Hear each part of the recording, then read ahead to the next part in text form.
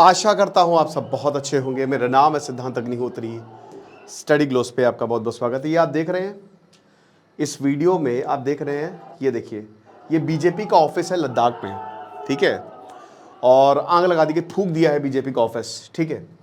अब ऐसा हुआ क्यों है, मैं आपको कुछ चीज़ें बताऊँगा कि वाई इट हैपेंड, और अंदर की बात बताऊँगा।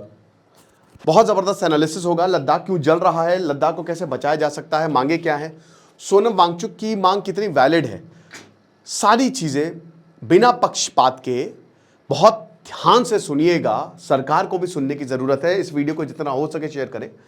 हमारे लद्दाख के भाई बहन, हमारा लद्दाख वो जहाँ से बुद्धिज़्म सबसे इम्पॉर्टेंट सेंटर, आज आधे लद्दाख पे जो चाइना है, मतलब ऐतिहासिक तौर पे वो कब्जा करके बैठा हुआ है, ठीक है। उनको भगाना है वहाँ से, जो इतना बड़ा एरिया है। तिब्बत भी हमारा भाई है, लेकिन अब अभी चाइना वहाँ पे बैठा हुआ है। तो बहुत सारी चीज़ें हैं जानने के लिए, चलिए बात करते हैं। लेकिन उससे पहले बता दूं कि हमारा एआई और यूट्यूब का ये कंबाइंड कोर्स है, कल सेल खत्म हो जाएगी। तो एआई के दोनों कोर्स और यूट्यूब के 2 कोर्स मात्र 1200 में मिल रहे हैं।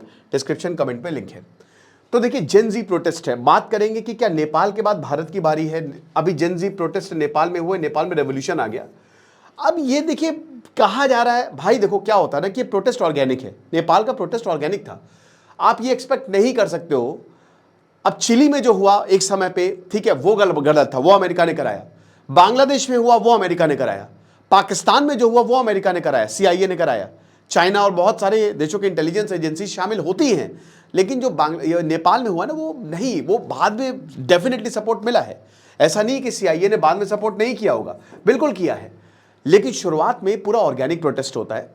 आप ये एक्सपेक्ट नहीं कर सकते कि आप इतनी बकवास नीतियां बनाओगे और उसके बाद लगेगा कि लोग शांत बैठेंगे। तो नेपाल में यही हुआ। लद्दाख में क्या हो रहा है, लद्दाख में कैसे चीज़ें हो रही हैं। देखिए, कल की घटना बहुत ही दुखद है, ऐसा नहीं होना चाहिए, ये एब्सोल्युटली रॉन्ग है। वायलेंस किसी भी हाल में बर्दाश्त नहीं किया जाएगा। आज लेह में कर्फ्यू लगाया गया है। तो प्रोटेस्ट ने क्या मांग है यहाँ पे, यहाँ देखिए सबसे बड़ी मांग है स्टेटहुड की, ठीक है, कि आप स्टेटहुड दीजिए, कुछ भी करके आप लद्दाख को एक राज्य बनाइए। अब हम यहां पे ही शुरू करते हैं। यह मांग बिल्कुल जायज़ है।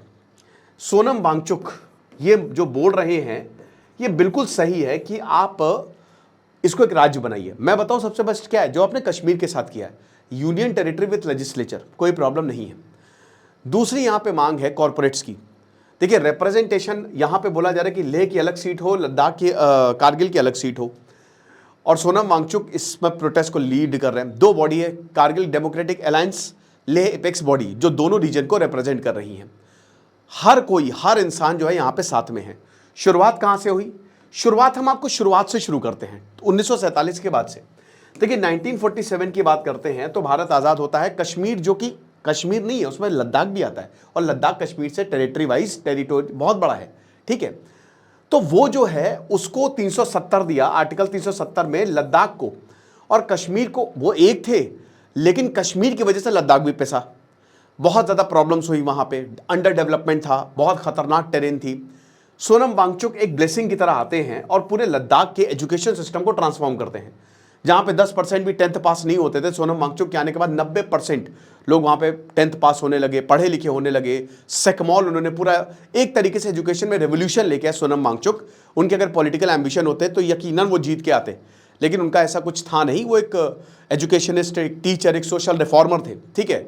3 इडियट्स उनके ऊपर मूवी बनी है, बहुत ही महान इंसान। अब क्या है कि ये सब कुछ हो रहा है, एवरीथिंग इज हैपनिंग। लेकिन चाइना का फैक्टर बहुत इंपॉर्टेंट है। उस हिसाब से आप देखिए, पाकिस्तान ने चाइना को, देखिए पाकिस्तान के पास कश्मीर का आधा हिस्सा है, मतलब आधे से थोड़ा कम, 40% पूरे कश्मीर का पाकिस्तान के पास है, 60% भारत के पास है। उसमें से 10% जो है शसगाम वैली, लगभग 13,000 स्क्वायर किलोमीटर का एरिया, ये चाइना को दिया है। चाइना ने यहां पे, चाइना देखिए यहां पे बहुत बड़े बड़े ग्लेशियर्स हैं, ठीक है। चाइना को पता है कि जब ये ग्लेशियर पिघलेंगे, ये सोनम वांगचुक खुद कहते हैं कि ये ग्लेशियर जो है, इससे पूरा चीन और पूरा भारत निर्भर है। जो हमारा हिमालयन रिवर सिस्टम है, जो गंगा, ब्रह्मपुत्र और सिंधु नदी, सिंधु नदी पूरे पाकिस्तान का पेट भर रही है, और गंगा ब्रह्मपुत्र पूरे भारत का पेट भर रही है। जो नॉर्थ है ना, नॉर्दर्न, पूरा सब कुछ गंगा और ब्रह्मपुत्र पे आधारित है, ठीक है, और नॉर्थ ईस्टर्न। तो अब ये ग्लेशियर्स की वजह से हो पा रहा है, पेरिनियल रिवर सिस्टम है। चाइना चाहता है, चाइना को पता कि एक दिन ये ग्लेशियर पिघलेंगे, इसीलिए उसने सबसे पहले तिब्बत पे कब्जा जमाया। इस एरिया में 250 के करीब ग्लेशियर्स है। अब चाइना को पता कि जब ये ग्लेशियर पिघलेंगे तो इससे साफ पानी आएगा। वैसे भी पूरी दुनिया में साफ पानी आधे % से भी कम है, ठीक है। 97% तो इम्प्योर वाटर, सॉल्ट वाटर है वो, भले ही 70% पूरी धरती जो है वो वाटर है, और आपका शरीर भी 70% वाटर है। देख रहे हैं आप, देख रहा है विनोद। तो अब क्या हुआ कि चाइना को जब शसगाम वैली मिला, चाइना ने, पाकिस्तान, ये भिखारी देश ने, जब पाकिस्तान ने गिफ्ट में दिया तो भारत ने इस पर आपत्ति जताई, लेकिन चाइना को कोई प्रॉब्लम नहीं हुई। चाइना ने यहाँ पे, आज चाइना ने पाकिस्तान ऑक्यूपाइड कश्मीर पीओके में इंडस्ट्रीज लगाई हैं। खैबर पख्तूनवा में भी उसके प्रोजेक्ट चल रहे हैं, जहाँ जहाँ फ्रेश वाटर है। चाइना ने एक PCL, पॉली क्लिनिक नाम से, पॉलीसिलिकॉन ऐसे ही कुछ नाम है, ये चाइना की स्टेट कंपनी है, और चुपचाप चाइना ने यहाँ पे प्रॉपर कंपनी सेटअप कर दी है। और यहाँ पे चाइना क्या करता है, चाइना जो है वो चिप्स बनाता है, जो होते हैं ना सेमीकंडक्टर चिप्स, ठीक है। उसके लिए आपको साफ पानी की ज़रूरत है, और बहुत ज़्यादा साफ पानी आपको इन ग्लेशियर से मिलता है। एक तरीके से आप कह सकते हो कि चाइना की जो एनर्जी है वो इन ग्लेशियर्स पे टिकी हुई है। चाइना जो कहता है ना कि सेमी कंडक्टर जो है वो होल्ड करता है, वो यहाँ पे टिका हुआ है। दूसरी बात ये है कि चाइना ने अपने बड़े बड़े इंडस्ट्रीज़ को यहाँ पे बैठा रखा है। अब दोस्तों भारत के साथ आते हैं। भारत को ये सारी चीज़ें पता थी। 2019 में एक ऐतिहासिक डिसीजन होता है, 370 को हटाया गया। अब याद रखिए, जम्मू कश्मीर को आप अलग रखिए और लद्दाख को अलग रखिए। लद्दाख और जम्मू कश्मीर दोनों ही यूनियन टेरिटरी हो गए, बट जम्मू कश्मीर में इलेक्शन हो गए सितंबर में, ठीक है। यहां पे नेशनल कॉन्फ्रेंस की सरकार आ गई, उमर अब्दुल्ला जो है वो चीफ मिनिस्टर हो गए, सब खुश वहां पे। लेकिन लद्दाख यूनियन टेरिटरी नहीं बना, सिर्फ यूनियन टेरिटरी था, सॉरी स्टेट नहीं बना। अब जम्मू कश्मीर को आप हटा दीजिए, इनका तो काम हो गया, लेकिन जो लद्दाख था वो अलग हो गया, क्योंकि पहले जम्मू कश्मीर मतलब लद्दाख भी आ जाता था, और लद्दाख का हमेशा था कि हमको हमेशा से आइसोलेट किया गया है, जिसका फायदा चाइना ने उठाया, जैसा कि मैंने बताया, चाइना और पाकिस्तान ने उठाया। तो भारत सरकार को ये बात पता थी। तो अब भारत सरकार ने क्या किया, भारत सरकार ने लद्दाख पे फोकस किया कि उसकी बाउंड्री चाइना से लगती है, ठीक है। लद्दाख पूरी जो तिब्बत से बाउंड्री शेयर करता है। इधर पीओके पे तो हमने देख लिया। अब क्या होता है कि जैसे ही 370 हटा, लद्दाख को स्पेसिफिकली यहां पे बोला गया। सेरिंग नामग्याल का बड़ा फेमस उन्होंने कोट भी बहुत, आपको याद होगा जब 2019 में तो बहुत गजब की बीजेपी के नेता उन्होंने स्पीच दी थी, ठीक है, किस तरीके से लद्दाख को आइसोलेट किया गया। लेकिन उसके बाद बीजेपी आई, बीजेपी ने कहा कि हम आपको ज़्यादा राइट्स देंगे, हम आपको 6th शेड्यूल में रखेंगे। ये 6th शेड्यूल बड़ा इंपॉर्टेंट है। 6th शेड्यूल में इस समय 1949 में बारदोली कमेटी में इसको रिकमेंड किया था, और इस समय आसाम आता है, मेघालय आता है, मिजोरम आता है और त्रिपुरा आता है। ये 4 स्टेट 6th शेड्यूल में आते हैं। अब 4 स्टेट का मतलब क्या है, इनके पास है ऑटोनोमस डिस्ट्रिक्ट काउंसिल, सबसे इंपॉर्टेंट। 30 मेंबर होते हैं, 26 चुन के आते हैं, 4 को नॉमिनेट किया जाता है। ये लॉ बना सकते हैं, ये अपने रूल्स बना सकते हैं, ये अपने टैक्स ले सकते हैं, फाइनेंशियल ऑटोनॉमी यहाँ पे मिलती है, कस्टमरी लॉ यहाँ पे बना सकते हैं, रिक्रूटमेंट निकाल सकते हैं। एक तरीके से एक पैरेलल गवर्नमेंट चलती है, ठीक है। तो बहुत इंपॉर्टेंट है, यहाँ पे ट्राइबल्स को बचाना है, जहाँ पे ट्राइब्स ज़्यादा हैं, क्योंकि अगर पूरे चारों स्टेट को मिला दो तो 250 के करीब ट्राइब्स हैं, अलग अलग लैंग्वेजेस हैं। तो जहाँ पे ट्राइब्स ज़्यादा हैं तो वो ट्राइबल कल्चर और सेंसिटिव एरिया भी है, तो tribal sensitive in the sense की बॉर्डर एरिया भी है। तो ट्राइबल कल्चर को बनाने के लिए, बचाने के लिए, ट्राइबल आइडेंटिटी को बचाने के लिए 6th शेड्यूल लाया गया। अब लद्दाख ने 2019 के बाद बोला कि हमने क्या गुनाह किया, आप हमको भी 6th शेड्यूल में लाइए, बिल्कुल लाइए। तो यहाँ पे सरकार उस समय मान गई। सरकार ने बोला हम आपको स्टेटहुड भी दे देंगे, हम आपको 6th शेड्यूल भी दे देंगे, हम आपकी लैंग्वेज को भी प्रिजर्व करेंगे। ये बड़ी मांगे थी लद्दाख की 2019 के बाद, ठीक है। हम यहाँ पे लोकल जॉब्स भी देंगे, जो लोकल लोग हैं उन्हीं को जॉब्स मिलेगी।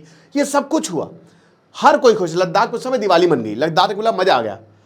लेकिन धीमे धीमे ये चीजें भूल गई बीजेपी।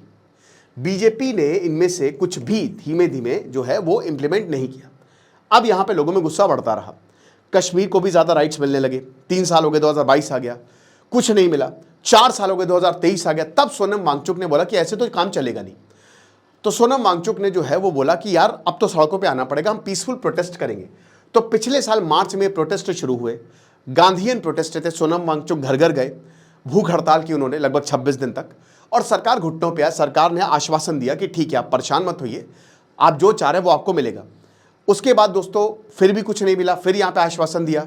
अब यहाँ पे 2 बॉडी बनी, लेह और कारगिल की, लेह एपेक्स बॉडी और कारगिल डेमोक्रेटिक अलायंस, LB और KDA। तो ये सब के सब सड़कों पे आ गए। तो बीजेपी ने बोला कि नहीं नहीं, आप देखिए हमारी सरकार, हम समझ रहे हैं ये प्रोटेस्ट होते रहे, अगस्त में भी प्रोटेस्ट होते रहे। मेनली 2 ही मांग थी, ठीक है। एक तो स्टेटहुड, सबसे इंपॉर्टेंट है स्टेटहुड राइट्स हमको मिले, और दूसरी मांग यही थी, और स्टेटहुड में 6th शेड्यूल आ गया कि जो कॉर्पोरेट कल्चर हो रहा है ना, कॉर्पोरेट ना आए यहाँ पे। अब देखिए इस बात से मैं सोनम वांगचुक से बहुत ज़्यादा सहमत क्यों नहीं हूँ, मैं बताता हूँ। देखिए यहां पे ये बोला गया है कि इकोलॉजी बहुत सेंसिटिव है, बिल्कुल सही बात है। 2019 तक कोई बाहर वाला कोई जमीन नहीं खरीद सकता था, लेकिन अब जमीन खरीद सकता है। मेरे ख्याल में सरकार को यहां पे कंपनी लगानी चाहिए, बट देखना चाहिए कि कहीं इन्वायरमेंट पे प्रॉब्लम ना आए। और ये जमीन वाला जो विवाद है ना, उसको खत्म करना चाहिए। लीज पे ले लीजिए आप, जमीन वाली चीजें हटानी चाहिए। कहने का मेरा मतलब ये है कि सरकार को एक मिडिल पाथ निकालना चाहिए, सरकार को इगोइस्टिक नहीं होना चाहिए। लद्दाख को लेकर सरकार कहीं ना कहीं इगोइस्टिक होगी। अब सरकार के कंसर्न्स हैं, याद रखिएगा कि सरकार इसमें पूरी तरीके से गलत नहीं है। चाइना को लेकर, क्योंकि चाइना लगातार बढ़ता जा रहा है, चाइना को चाहिए ग्लेशियर्स, इसीलिए लद्दाख पंगोंग से विवाद हुआ। और चाइना नहीं चाहता कि यहाँ पे इंफ्रास्ट्रक्चर डेवलप हो, सरकार चाहती है कि यहाँ पे डेवलप हो। लेकिन सोनम वांगचुक का भी कहना सही है। तो देखिए पॉलिटिकल रिप्रेजेंटेशन अब दीजिए, इसमें क्या प्रॉब्लम है? अगर एक एक सीट मांगी जा रही है तो दीजिए। आप यूनियन टेरिटरी विद लेजिस्लेचर दे दीजिए, जैसे दिल्ली के साथ है या फिर कश्मीर के साथ है। इसमें लोग भी बहुत ज्यादा खुश हो जाएंगे, कोई प्रॉब्लम नहीं है। 6th शेड्यूल में डाल दीजिए ना, क्या दिक्कत है? लेकिन कुछ क्लॉज लिखवा लीजिए कि देखिए हम यहाँ पे पर्यावरण को बिल्कुल डैमेज नहीं होने देंगे, हमारी गारंटी है। ठीक है, हम किसी को जमीन नहीं दे रहे, आपसे ही हम जमीन लेंगे, लेकिन इंडस्ट्रीज को आने दीजिए, लगाने दीजिए। इससे रोजगार बढ़ेगा, इससे आपके ही लोगों को फायदा होगा। और यहां पे क्लॉज और ऐड कर दिया जाए कि लोकल लोगों को जॉब दी जाएगी। तो इसमें मुझे नहीं लगता किसी को कोई प्रॉब्लम होनी चाहिए। अब दोस्तों क्या हुआ कि सरकार जो है ये लंबा, तो अभी इसी साल जो है सरकार रेगुलेशन लेके आ गई। अब सरकार जो है वो रेगुलेशन लेके आ गई। बीजेपी ने कहा कि ठीक है तुमको जॉब मिलेगी, तुम्हारी लैंग्वेज को हम प्रिवेंट करेंगे, कोई प्रॉब्लम नहीं है। लेकिन यहां पे ना ही स्टेटहुड ना ही 6th शेड्यूल की कोई बात थी। ठीक है, अब इसको लेकर अभी फिर से बवाल हुआ कि यार ये क्या बदतमीजी है। तो अब यहां पे फिर से सोनम वांगचुक ने प्रोटेस्ट शुरू कर दिया सितंबर में। अब 35 दिन का प्रोटेस्ट था, ये 35 दिन का अभी सितंबर में शुरू किया और बोला कि 6th शेड्यूल स्टेटहुड हम कुछ नहीं जानते। अब 6 अक्टूबर को सरकार को मिलना था, लेकिन उससे पहले दोस्तों कल 15वां दिन था। अब मंगलवार को क्या हुआ था, परसों नर्सों कि यहां पे जो लोग प्रोटेस्ट कर रहे थे उसमें 2 बेहोश हो गए, उनको हॉस्पिटल ले जाया गया। सोनम वांगचुक जो है वो खाली नमक और पानी पर जिंदा थे, उनकी भी तबीयत बिगड़ने लगी कहीं ना कहीं। कल हो जाती है हिंसा, ठीक है, कल हो जाती है हिंसा। इसीलिए इसी बीच नेपाल का भी प्रॉब्लम होगी। अब इसी हिंसा की वजह से जो है वो सोनम वांगचुक ने प्रोटेस्ट विड्रॉ कर लिया। लेकिन सोनम वांगचुक ने अपनी स्पीच में जेनजी का नाम ले लिया, जेनजी रेवोल्यूशन है। अब इसको लेकर सरकार ने बोला कि सब कुछ सोनम वांगचुक की वजह से हो रहा है। मेरे ख्याल में ये बहुत ही गलत स्टेटमेंट है। आप सोनम वांगचुक को लेकर कोई भी स्टेटमेंट आपको क्यों देने की जरूरत है? इधर आरोप लगाया जा रहा है कि इसमें कांग्रेस शामिल है, संबित पात्रा ने ये बोला है। पॉलिटिक्स मत करिए इसमें, मैं बार बार बोल रहा हूं कि इसका कोई मतलब नहीं है। आप बैठ के बात करिए, आप मनाइए, वहां के लोग बहुत समझदार है, मान जाएंगे यार। कोई आप उनको भरोसा दीजिए, ऐसी कोई चीज करनी ही क्यों है जिससे बेकार में वाद विवाद हो। और आज दोस्तों यहां पे अच्छा लद्दाख के लोग ऐसे नहीं है, मतलब वो देखिए वो वॉरियर टाइप है भाई।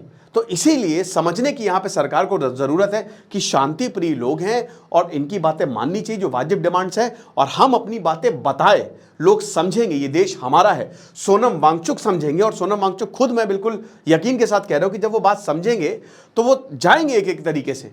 ठीक है, तो एक तरीके से भारत का नंबर कुछ है ही नहीं, क्योंकि वाजिब डिमांड्स है। ये एकदम ये जो कहते हैं टूल किट एक्टिव होगी, भाई कोई टूल किट एक्टिव नहीं है, ये वाजिब डिमांड्स। और ये आज से नहीं है, ये 2019 से है, 2019 से है। ये सरकार नहीं समझ पा रही है, तो सरकार को समझना पड़ेगा। और वॉयलेंस किसी भी तरीके से बर्दाश्त नहीं किया जाएगा, हिंसा नहीं होनी चाहिए। देखिए सरकार झुकी, 26 मार्च को झुकी थी, वो 25 दिन हो गए थे यहाँ पे गांधीयन प्रोटेस्ट यहाँ पे सोनम वांगचुक ने किया था, भूख हड़ताल पे थे, तो सरकार झुकी और सरकार झुकती। लेकिन ये जो हिंसा हुई है इसमें कुछ शरारती तत्व या जो भी हो, अब मुझे नहीं पता कि एग्जैक्ट तो क्या ट्रिगर किया, लेकिन ये सही नहीं है। अभी तक 4 लोगों की मौत हो गई है यार, 70 से ज्यादा लोग घायल हो गए हैं, कर्फ्यू लगा दिया गया है। तो ये अनरेस्ट नहीं होना चाहिए। और इसीलिए सोनम वांगचुक ने बिल्कुल सही किया कि उन्होंने जो है वो प्रोटेस्ट विड्रॉ कर लिया। लेकिन उन्होंने ये जेनजी रेवोल्यूशन, अब ये वर्ड बड़ा खतरनाक है, क्योंकि देखिए अब जेनजी शब्द जो है ना, ये बहुत अच्छे उसमें नहीं देखा जा रहा। जब से नेपाल में क्रांति आई है, ये बहुत ही नेगेटिव सेंस में देखा जा रहा है। फिलीपींस में भी इसी तरीके के जो है वो प्रोटेस्ट हो रहे हैं, और भारत में भी कई बार हमने इस पर भी लेक्चर किया था कि यार ऐसा है कि कहीं भारत में इस तरीके की ना हो जाए, बोला था। लेकिन भारत में मैंने बताया था कि नहीं हो सकता, 10 रीजंस आपको दिए थे। ठीक है, तो ये अब देखिए ये सब मैं आपको ऑलरेडी बता चुका हूं, ये पूरा कवर कर चुका हूं ऐतिहासिक तौर पे, तो मैं अब इसको कवर नहीं करूंगा। तो यही सोनम वांगचुक यहाँ पे मेन थे यहाँ पे, लेकिन जो यूथ विंग था वो बीजेपी के ऑफिस को आग लगा दी। तो ये सही नहीं है। मैं बस यही बोलूंगा, मेरी यही उम्मीद रहेगी, मेरी यही विनती रहेगी सबसे।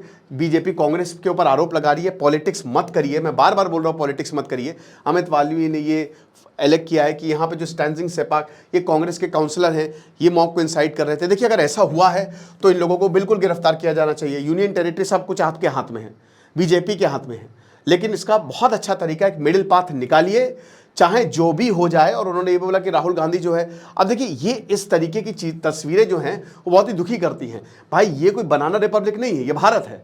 भारत एशिया का और दुनिया का सबसे स्टेबल कंट्री है। ओके, तो ये जो जेंजी प्रोटेस्ट की बात चल रही है कि जेंजी आ रहे हैं, इसमें हर तरीके के लोग हैं, ये खाली बस आउट ऑफ प्रोपेगेंडा जो है वो चलाया जा रहा है। तो वही बताया कि मेरा पीसफुल, अब देखिए सोनम वांगचुक ने क्या बोला कि बहुत ही ये गलत हुआ है लेह में, मेरे जो पीसफुल मैसेज था वो आज फेल हो गया, डैमेज, इसने हमारे कॉज को डैमेज किया। सोनम वांगचुक खुद मान रहे हैं कि बहुत बड़ी गलती हो गई जिसने भी ये किया है, ऐसा नहीं होना चाहिए था। वो खुद बहुत समझदार इंसान है, ठीक है। तो वही बता रहे हैं कि प्रोटेस्टर्स का ये कहना है कि जो टॉक्स है, ठीक है, वो उसको थोड़ा और पहले करिए, मतलब थोड़ा और बाद में करिए, क्योंकि अभी जो एक्टिविस्ट हैं उनकी हेल्थ सही नहीं है, तो 6 अक्टूबर को मत करिए। अब मेरे ख्याल में यहाँ पे जो बड़े ऑफिशियल्स हैं, जो सरकार के मंत्री हैं, उनको अभी इसी वक्त लद्दाख पहुंचना चाहिए और सीधा बात करनी चाहिए। सीधा वो बात करें सोनम वांगचुक से और जितने भी एक्टिविस्ट हैं, और इन चीज़ों को कंट्रोल में करें, उनको समझाएं, और जो भी डिमांड्स हैं वो माननी चाहिए सरकार को। ओके, और इससे सबका भला होगा, इससे भारत भी बहुत आगे बढ़ेगा और लद्दाख भी बहुत आगे बढ़ेगा। आपको क्या लगता है मुझे कमेंट बॉक्स में बताइएगा। बाकी AI+ YouTube का शानदार कोर्स आप अवेल करें। खुश रहिए, पढ़ते रहिए। दिस इज सिद्धांत अग्निहोत्री, साइनिंग ऑफ।